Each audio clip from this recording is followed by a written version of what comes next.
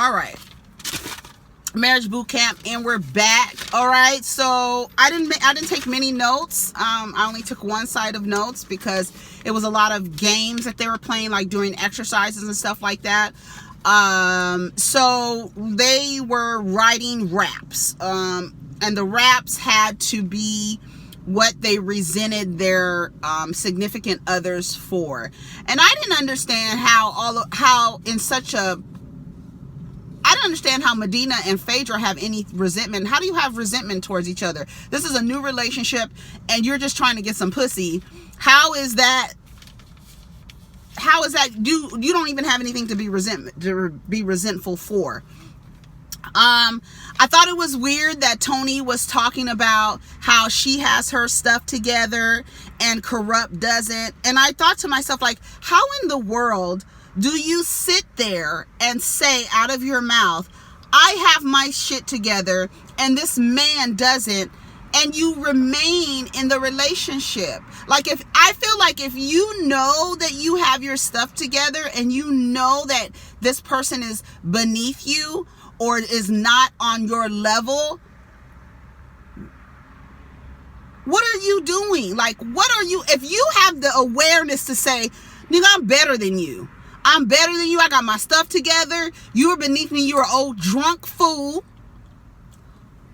Why are you staying? I just don't understand it. Like, girl, do you know how many men are out here? Like, if that's the goal, is to partner with somebody and you're sitting down saying that this man does not have his shit together and you have your shit together and you're still sitting there.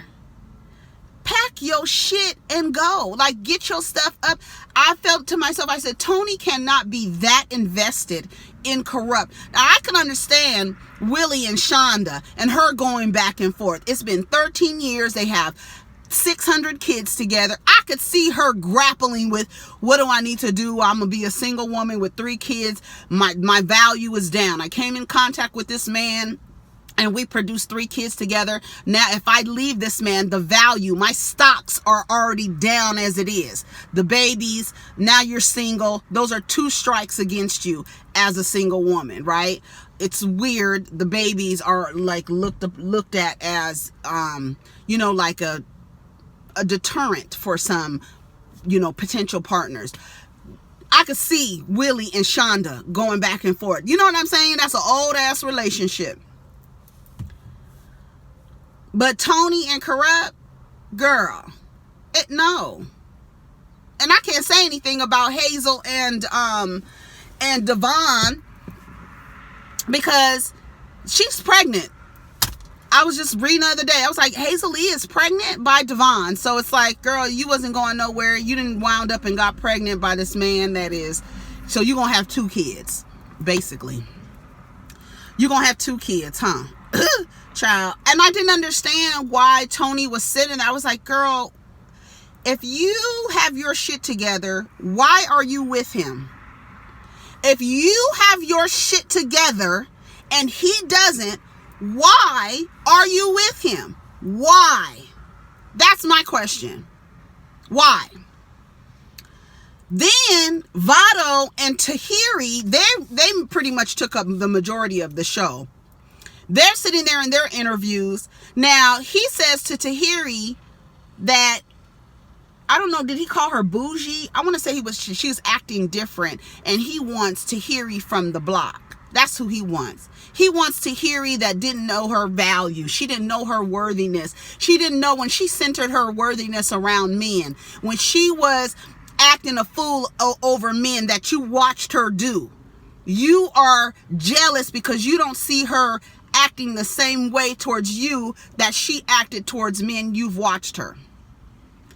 And when she said to him, you are the brokest guy I've ever been with.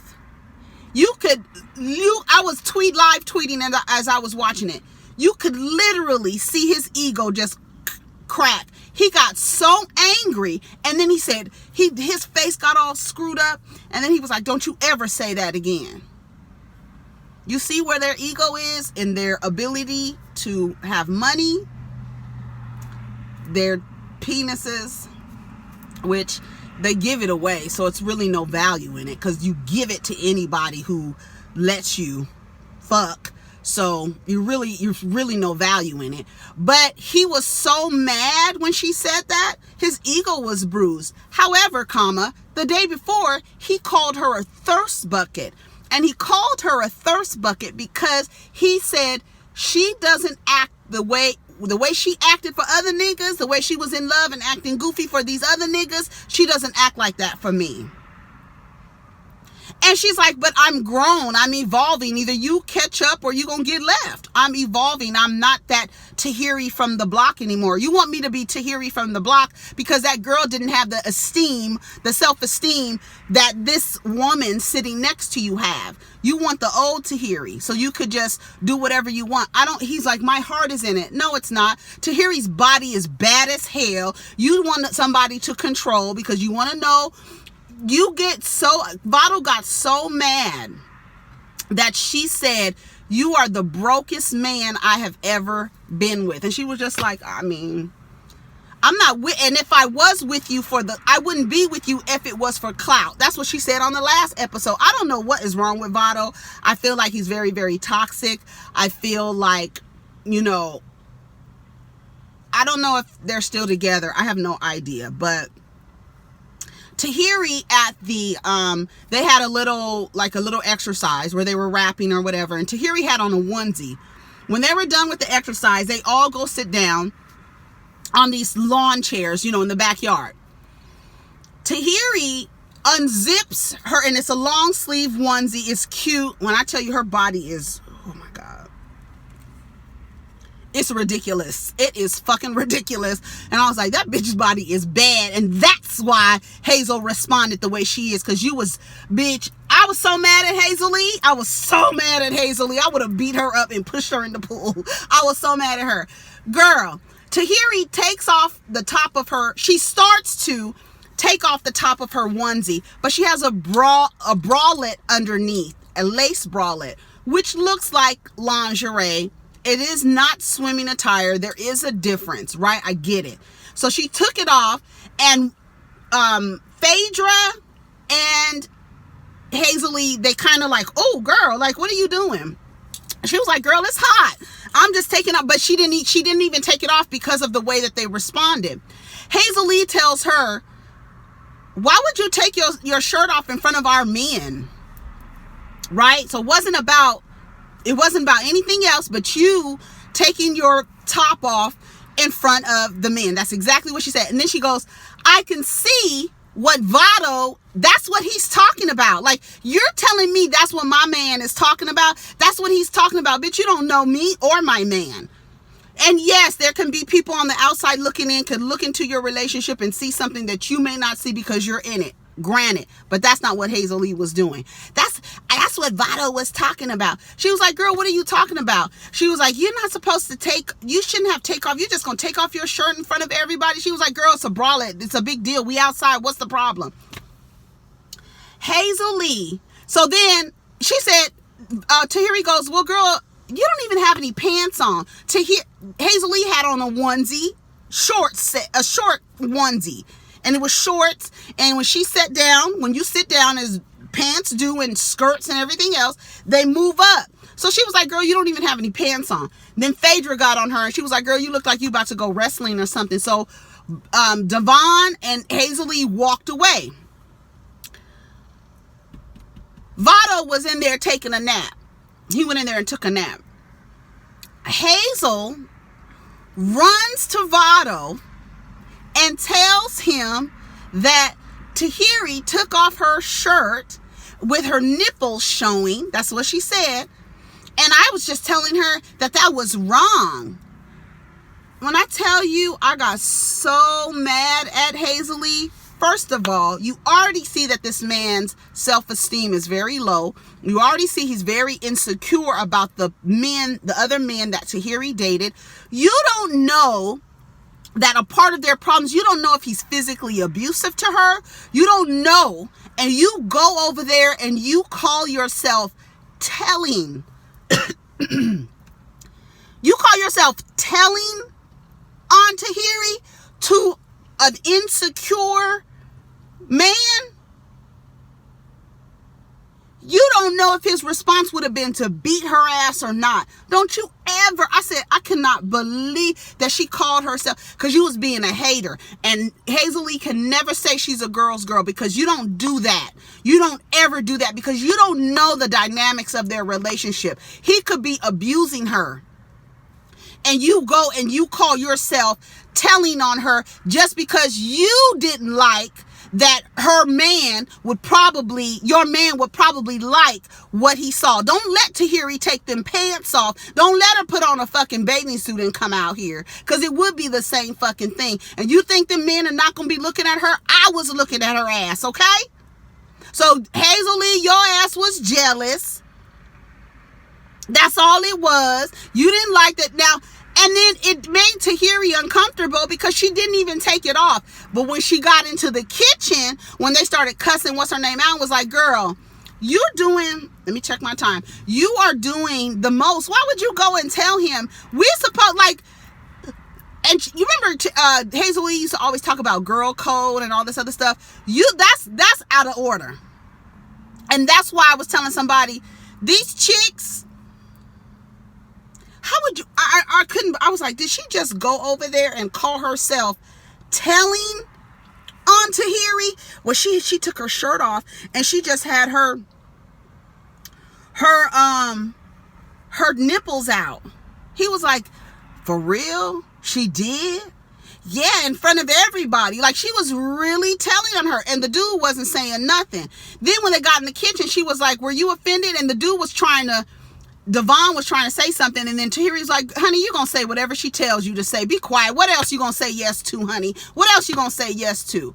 But then even Willie was like, I really think that Hazel-E responded because it was more about what Devon might see. It wasn't like, oh girl, you're being disrespectful to your man. It was more so, my man might look at you and be looking like, yes, that's what you're mad about. So you call yourself going to tell on the girl. I couldn't believe it. I could not believe it.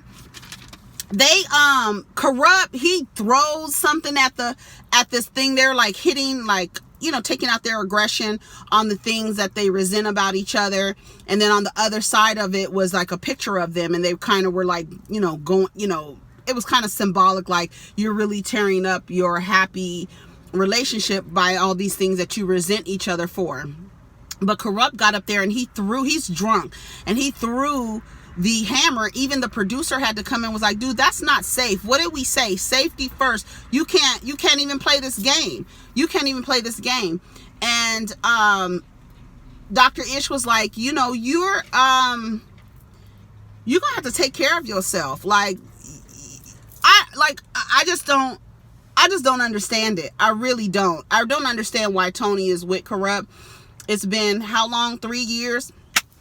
Baby. And then she said that he has friends over to their house and them niggas be stealing.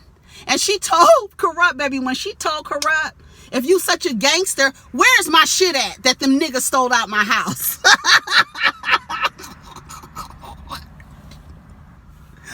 Bitch, when Tony said that, I was hollering. She was so mad. How the hell, like, girl, you're with this, like, I get it. I get it. Sometimes we just, and then like they were partying with Kurupt, and Tony came downstairs and she was like, he has a disease. Alcoholism is a disease, a mental illness. It is a mental illness in addition to affecting your internal health. Like, it's a brain issue, and then you're affecting your liver. It's like, and Kurupt looks so old and looks so like dull, and like he looks so dull and lifeless. He really does. And it's really sad to see Kurupt like that, because somebody's panties were on the ground, and the man, those were some draws, okay? The park recreation and parks man just picked up with his little thing somebody's drawers that was next to the trash can. They was getting it in last night at the park. Doing it in the park, hey. Doing it after dark. Oh yeah. Remember that song? Oh yeah.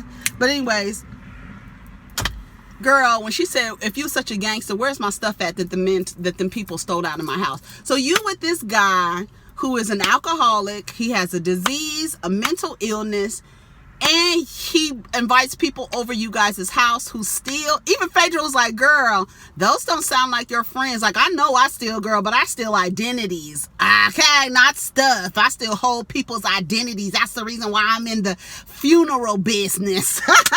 Anybody who has allowed Phaedra to bury their loved ones, run a credit report on their social security numbers. I'm just telling you. Anyway, they get to the end of the episode and Judge Toller comes out and she tells Willie,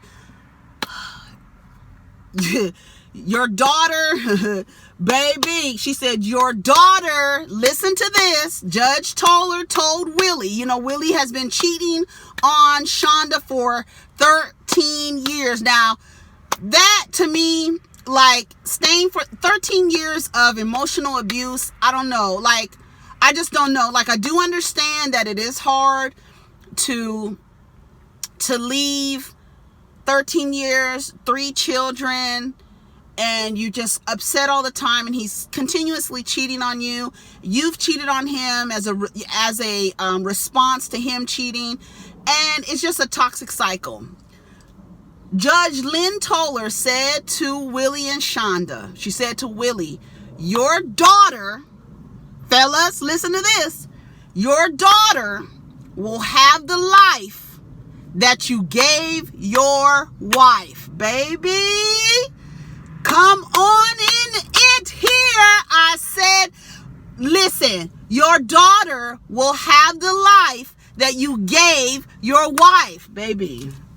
They was looking, everybody was like, whoo, shit. And all I could think about, I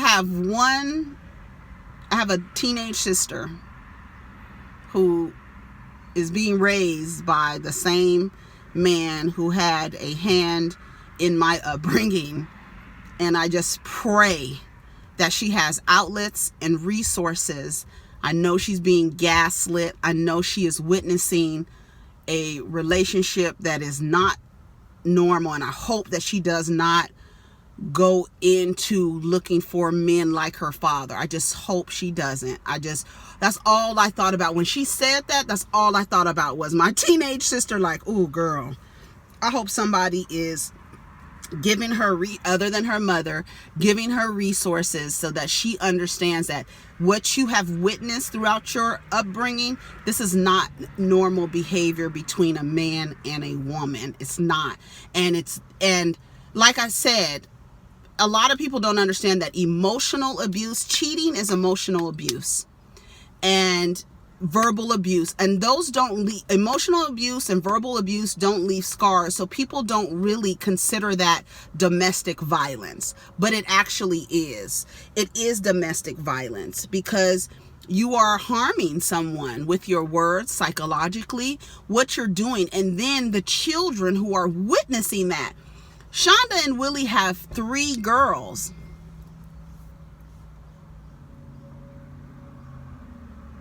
Okay.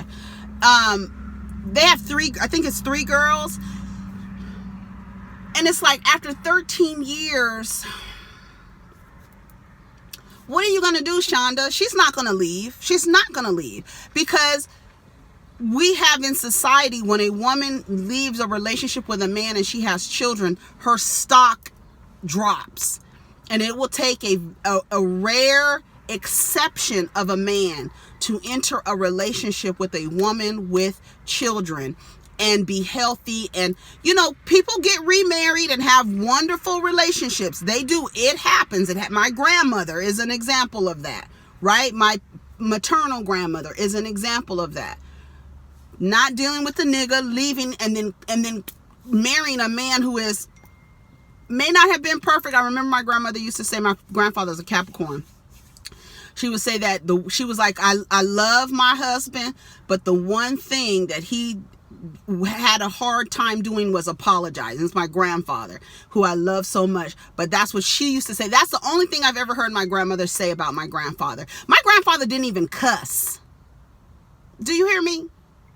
Did not use near cuss word, honey. The worst thing he would say is holy smoke. That's when you know it was some shit. That's when you know it was some shit going down. If you heard him holler holy smoke, everybody went to run to see what he was hollering about. See, this is man. And why would he stop right here? Why would he stop right here, right in front of my car?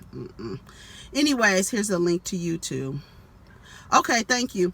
Yeah, and that was pretty much it of the episode. You give your daughter the life that you gave your wife. So how you treat your wife, you rest assured that your daughter is going to find a man just like you. And would you want your daughter to experience a man like you? Would you? Would you want somebody treating your child the way that you treat her mom?